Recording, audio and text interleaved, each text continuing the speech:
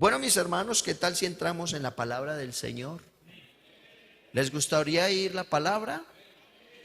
Bueno, vamos entonces a continuar con el tema que venimos desarrollando hace varios días, en donde estamos en el texto de Filipenses capítulo 2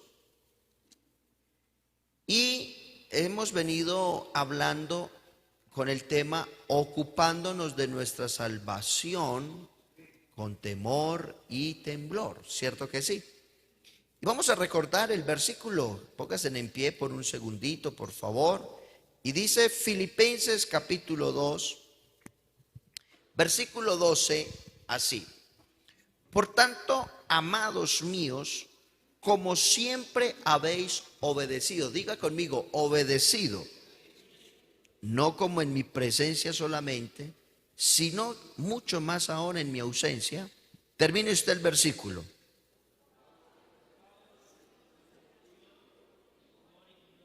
Ocupaos en vuestra salvación con temor y temblor. Vamos a orar para que la palabra del Señor llegue a la mente, el corazón de cada uno y podamos en esta noche gozarnos a través de la enseñanza. Inicie la oración, por favor. Oramos a ti, Señor, clamamos, sabiendo que tú eres el Dios de toda buena dádiva y de todo don perfecto. Queremos hoy que hables a la mente, al corazón de los hermanos, los amigos, los que estamos aquí en esta noche. Venimos porque tenemos necesidad de oír tu voz, de oír tu palabra. Habla, Señor, a cada uno. Inspíranos tu palabra, dame la gracia, la unción, la sabiduría, límpiame, Señor, y que pueda ser ese instrumento para hablar de ti. Unge mis labios de barro y mi corazón de carne en esta noche, en el nombre poderoso del Señor. Amén y amén. Gloria al Señor. Siéntese, tengan la bondad. Estamos entonces hablando también sobre algunas señales de la salvación, señales que usted y yo tenemos que estar mostrando, que debemos de estar viviendo y, por qué no decirlo, que debemos de estar ocupándonos en ellas. Y analizando un poco a fondo este tema, este pensamiento,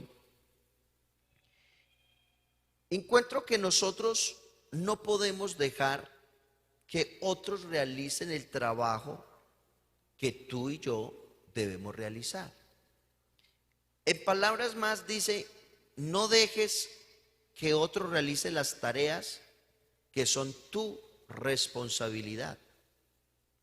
No permitamos, hermanos, ni le pongamos la carga a otro que tú debes llevar.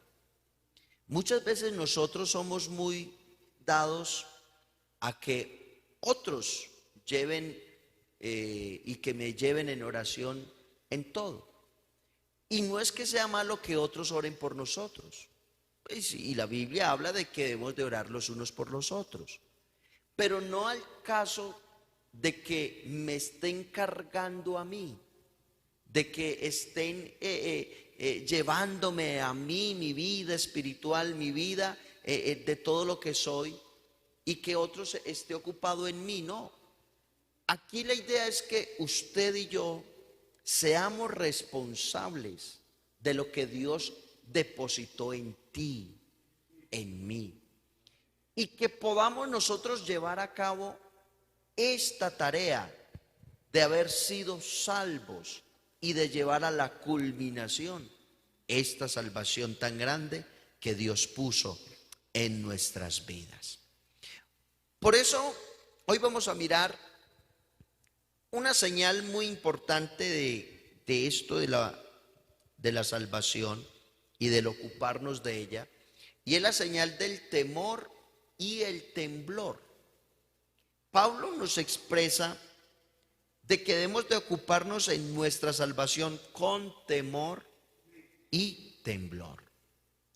Tal vez la palabra temor o temblor, algunos la llevan a la idea del pavor o del miedo, del terror, que de pronto muchos dicen que se debe tener por lo que somos o por el Dios al cual nosotros servimos y vivimos.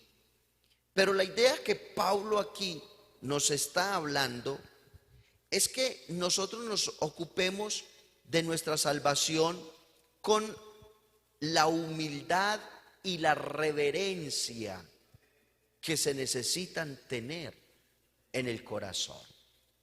Yo les había explicado algo anteriormente sobre esto de la salvación. La palabra salvación viene del griego soterio o soterio y da la expresión a la materia o a la doctrina de soteriología, que encierra todo lo que tiene que ver con el plan de salvación. Y cuando hablamos de soteria, esa palabra tiene algunas interpretaciones y algunos significados importantes, como cuáles. Cuando hablamos de soteria, hablamos de seguridad, hablamos de salud, hablamos de salvación, hablamos de liberación, hablamos de libertad. Por eso la salvación es algo tan grande, tan especial, tan hermoso, que cuando yo la entiendo, entonces estoy disfrutando también plena libertad, plena seguridad, plena salud en mi vida.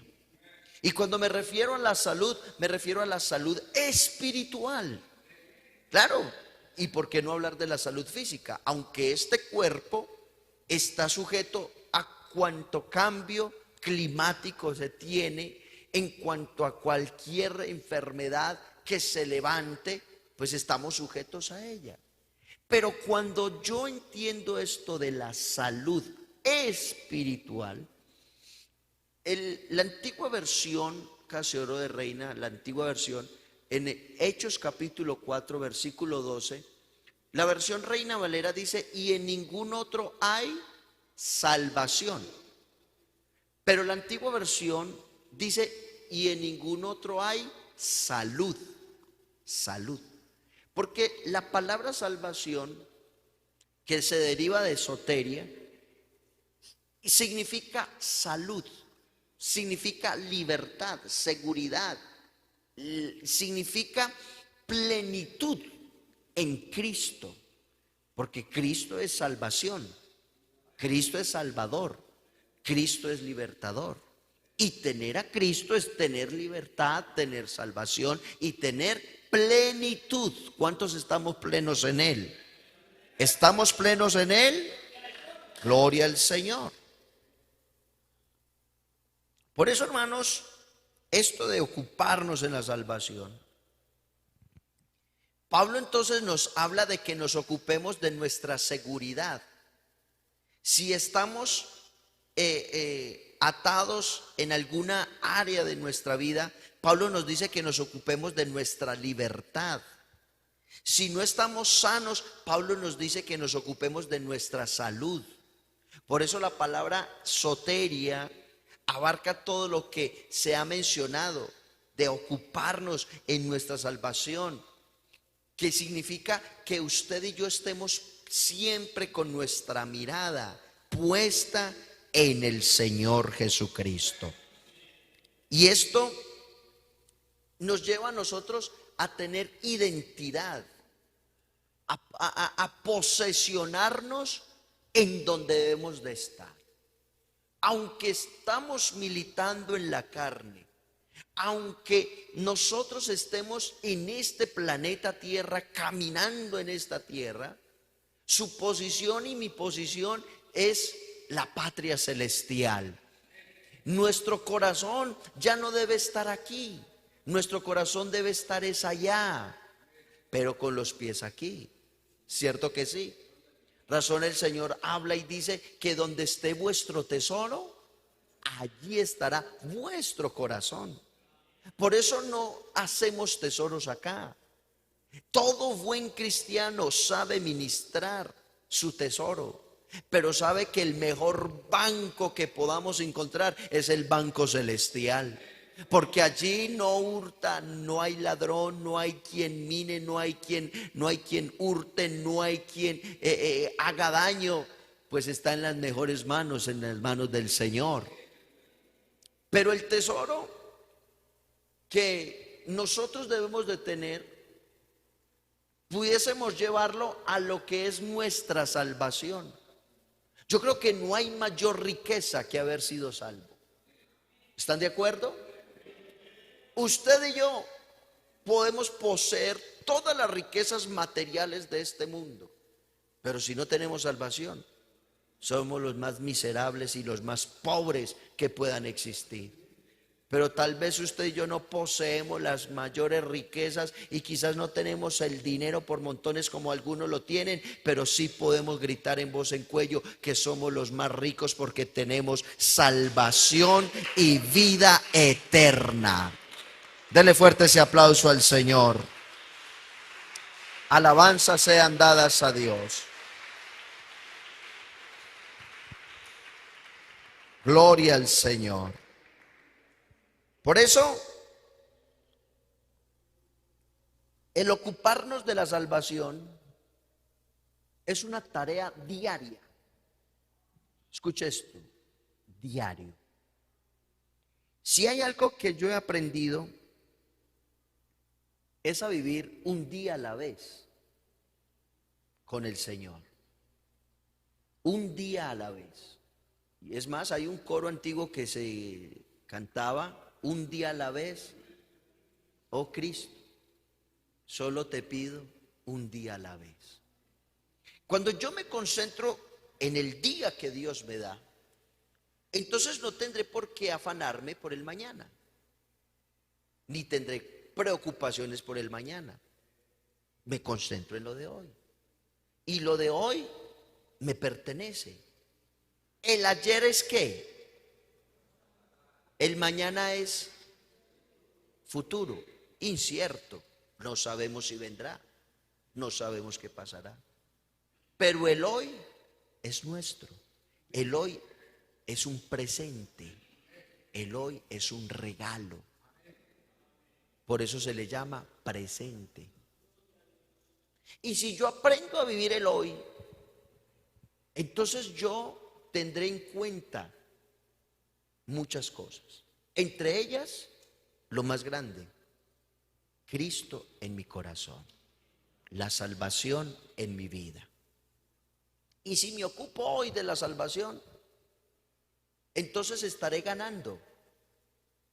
¿Por qué? Porque no estaré dando un paso atrás, estaré dando un paso hacia adelante. Pero tenga en cuenta esta lección.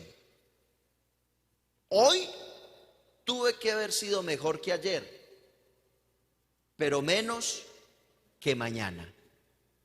Si mañana existe y mañana Dios nos lo da, tengo que ser mejor mañana que lo que fui hoy. ¿Y cómo se mejora?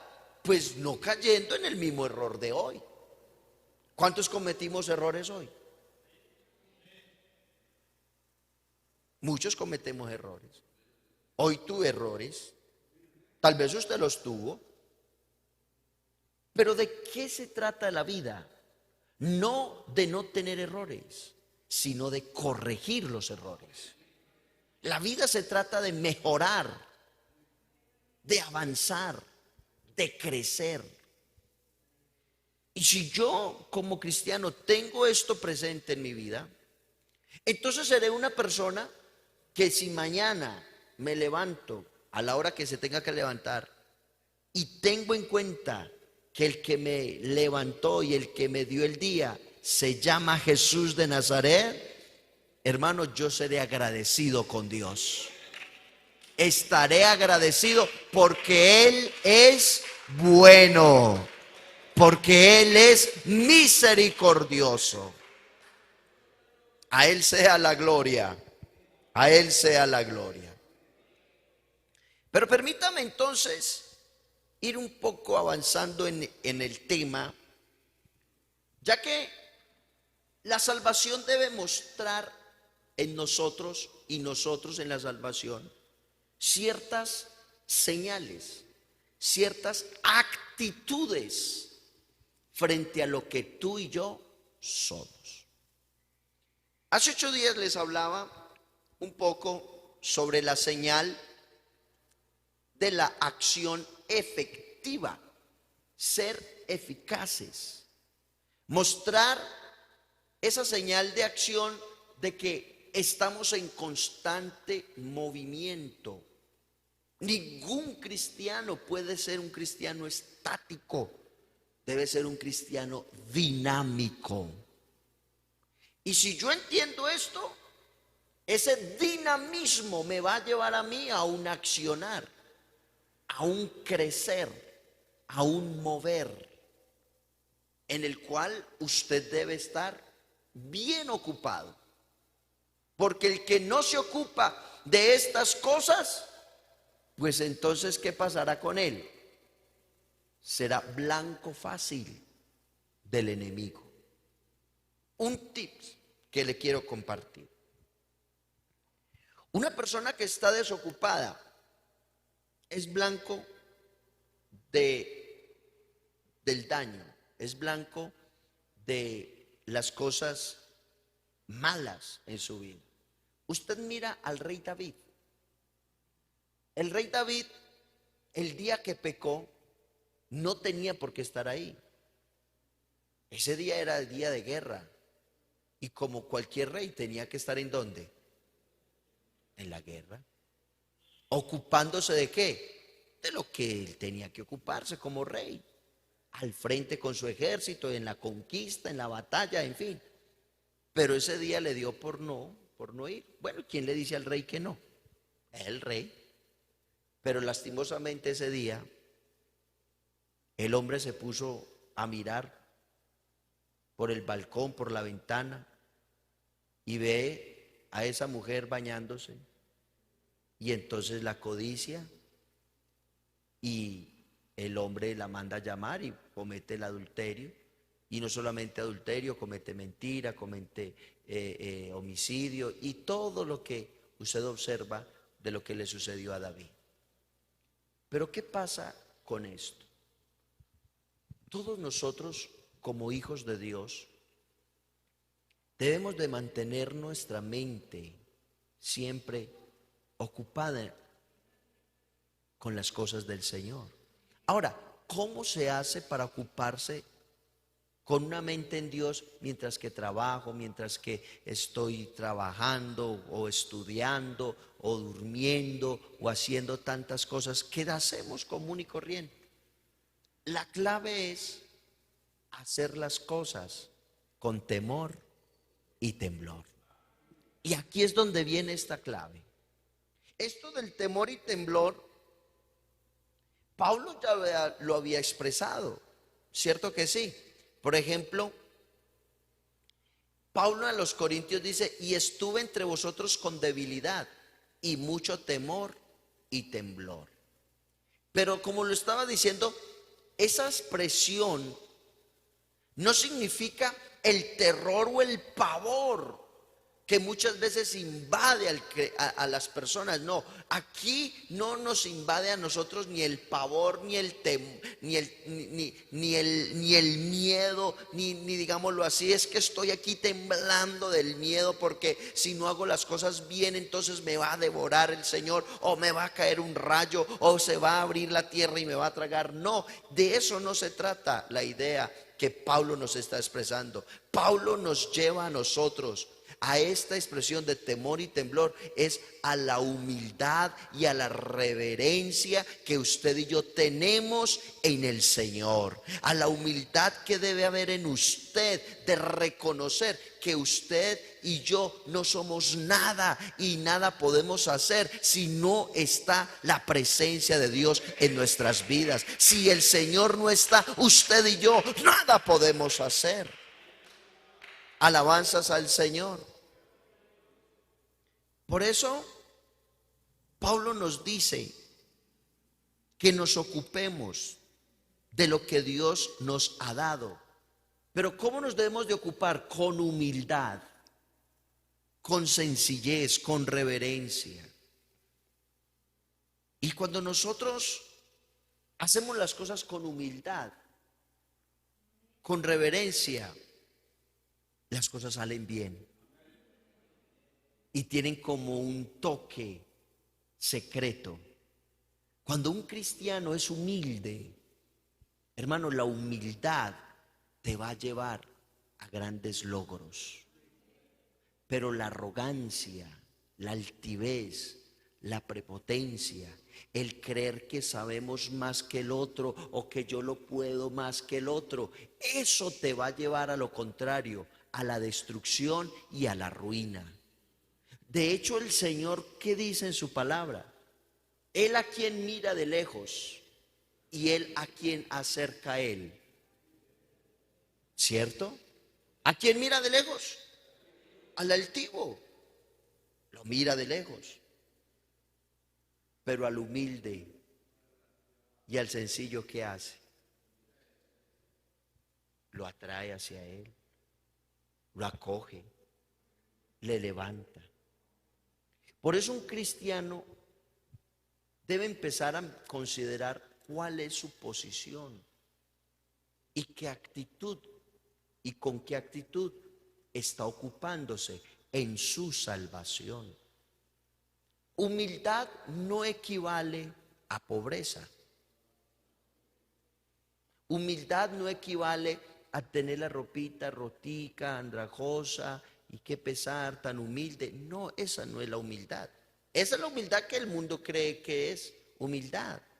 Pero yo conozco gente que es de ese porte y son los más altivos, son groseros, no se les puede decir nada.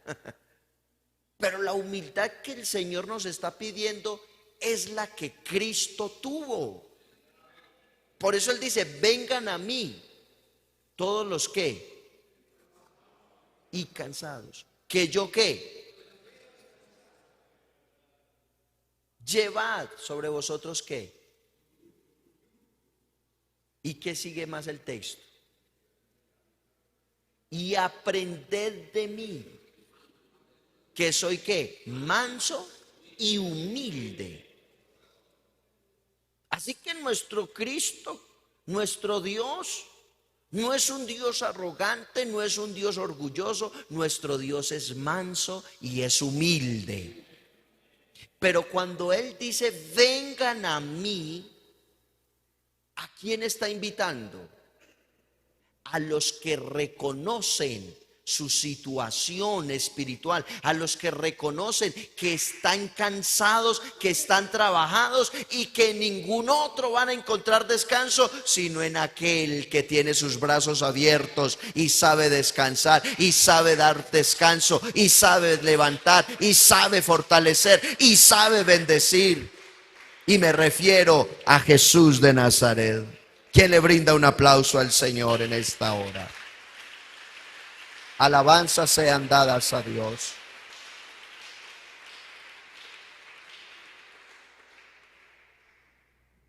Por eso el apóstol Pedro, en su primera carta, en el capítulo 5, mire lo que dice, verso 5. Igualmente, jóvenes, estad sujetos a los ancianos y todos sumisos unos a otros, revestidos de humildad, porque Dios resiste ¿a quién? Oiga eso, ¿a quién resiste Dios? La palabra resistir significa que los pone en su lugar, los pone allá quietos, no avanza. Hermano, vea, un soberbio nunca va a ir a ninguna parte. Un soberbio nunca levantará cabeza. El soberbio nunca va a avanzar. Porque el soberbio dice en su corazón, todo lo tengo, nada me falta, estoy completo, vivo bien, no necesito orar, no necesito congregarme, no necesito de nada, de nadie. Dígame para dónde avanza una persona así? Para ninguna parte. Y Dios lo resiste. Pero sigue diciendo la palabra. ¿Y da gracia a quién? Y da gracia. ¿Usted sabe qué es tener la gracia de Dios? La Biblia dice que Daniel, Ananías, Misael y Azarías tenían la gracia y hallaron gracia delante de quién, del rey Nabucodonosor y de todos los gobernantes y de todos los que estaban ahí al mando. No hay que imparte Dios. Le voy a dar un secreto. Cuando vayas a hablar con una persona ajena a ti, de tu trabajo, de tu empleo, de la salud, con tus vecinos, de lo que sea, dígale a Dios: Dios, dame gracia. Dame gracia con esa persona. Y si Dios te pone gracia, ay, hermano, usted tiene todo en las manos. Pero ¿a quién da Dios gracia? Al soberbio, al que está así arrugado y dice: "Bueno, yo no necesito nada, yo veré cómo hablo con él".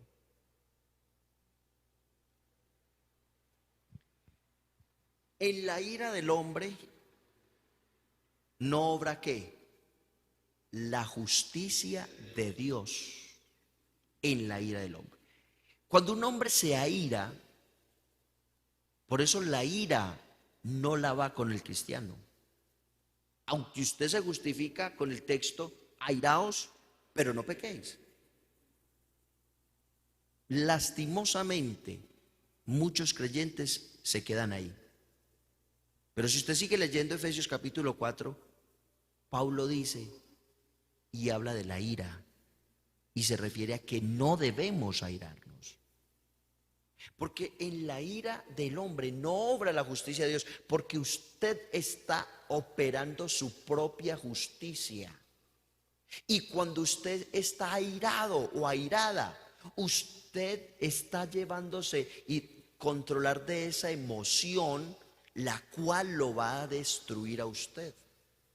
No, es que yo tengo la verdad, hermano, es que yo soy así, y es que yo creo que esto es así, y por qué es que esto es aquí, acá, y yo digo, y tal cosa, y se enoja y argumenta. Pero yo pregunto, mientras que tú estás así, ¿Dios estará haciendo algo?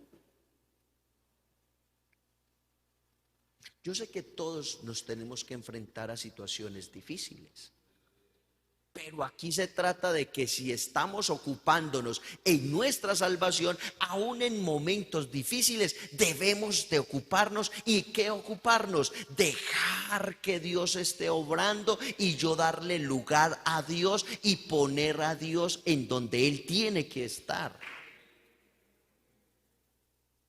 ¿En cómo reconozco yo a Dios? Cuando dejo que Él me ayude y le digo a Él: Padre, yo no soy capaz. Señor, yo no soy capaz. Pero tú sí eres capaz. Señor, realmente necesito de ti. La humildad consiste en el reconocer quién soy yo y quién es Dios. Y se lo voy a seguir y se lo va a comprobar. Versículo 7, versículo 6. Humillaos pues bajo la poderosa mano de Dios, para que Él ¿qué? Os exalte cuando fuere tiempo. ¿Cuál es la mano de Dios?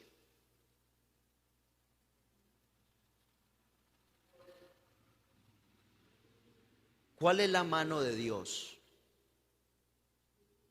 Haga así. ¿Cuántos dedos tiene usted? 5. La mano de Dios: apóstoles, profetas, evangelistas, pastores y maestros. Y cuando usted se humilla bajo la mano de Dios, o sea, bajo la autoridad que Dios pone en la iglesia y en lo que Dios ha establecido, y reconozco esa autoridad y reconozco eso que Dios ha establecido en la iglesia, y estoy sujeto en la iglesia y sirvo en la iglesia con amor y vivo para la iglesia con amor y estoy sujeto ahí en la iglesia, hermano, Dios te va a exaltar porque estás reconociendo la autoridad de Dios. Me estoy dando a entender. Pero continuemos. Para que Él los exalte cuando fuere tiempo. Verso 7 es la clave. ¿Cómo me humillo yo? El verso 7 es la clave. Echando toda vuestra ansiedad sobre Él. Porque ¿quién es el que tiene cuidado de la iglesia?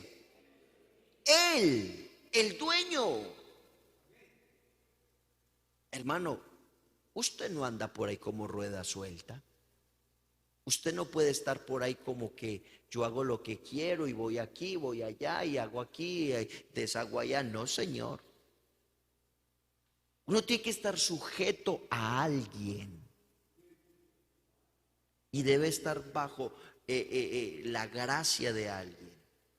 En este caso es Dios, pero también en la congregación a la cual yo asisto, a la iglesia a la cual yo pertenezco. Y entonces dice, echando toda vuestra ansiedad sobre Él, porque Él, o sea, el Señor, tiene cuidado de vosotros. Pero ¿cómo echo yo mi ansiedad? Cuando me humillo. La mejor manera de que usted sepa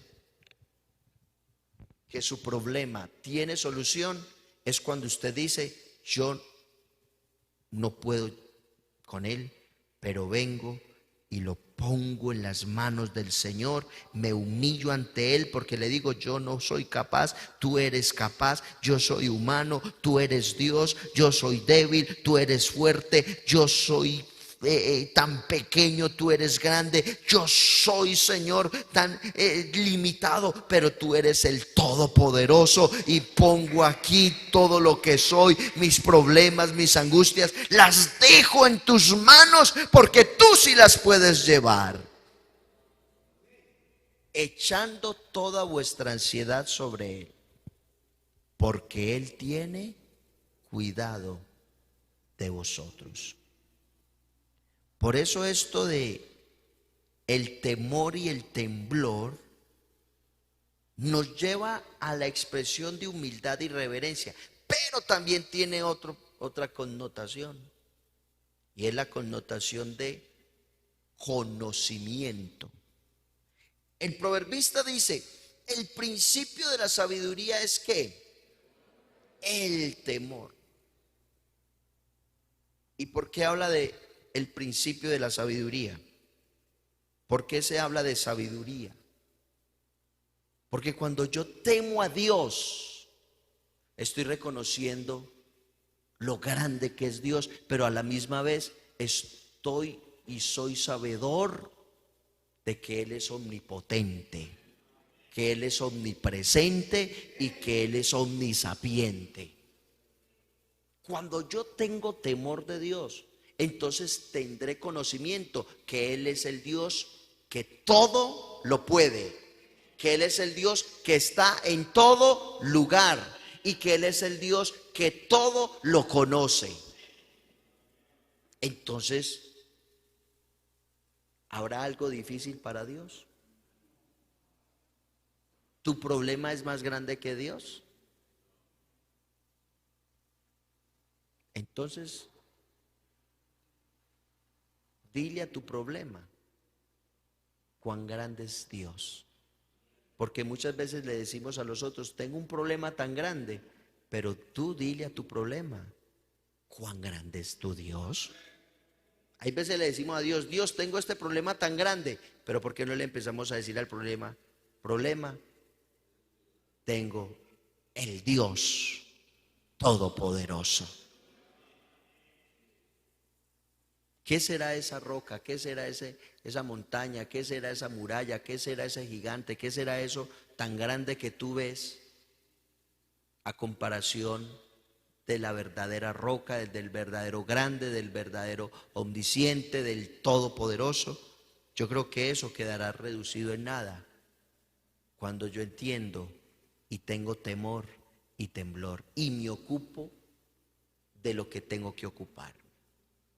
Dios sigue siendo Dios por encima de tus problemas, de tus dificultades, de tus lloros, de tus quejas, de tu enfermedad. Él sigue siendo Dios, pero Él quiere que usted lo reconozca y que lo adore, lo glorifique y le diga: Señor, tú sigues siendo el Dios que tienes el control. ¿Alguien quisiera decirle a Él: tú tienes el control? Tú nunca has perdido, Señor, el control, siempre lo has mantenido. Así que ocupémonos de lo que Él nos ha dado. Sigamos creyendo, sigamos trabajando, sigamos viviendo una vida de fe y para fe, como está escrito: mas el justo por la fe vivirá. Estén en sus pies. Vamos a adorarle, a decirle gracias por la palabra, gracias por lo que hoy tú nos permites tener, ser, por tu gracia y tu misericordia. Vamos a adorarle con una alabanza y así terminamos en el nombre del Señor.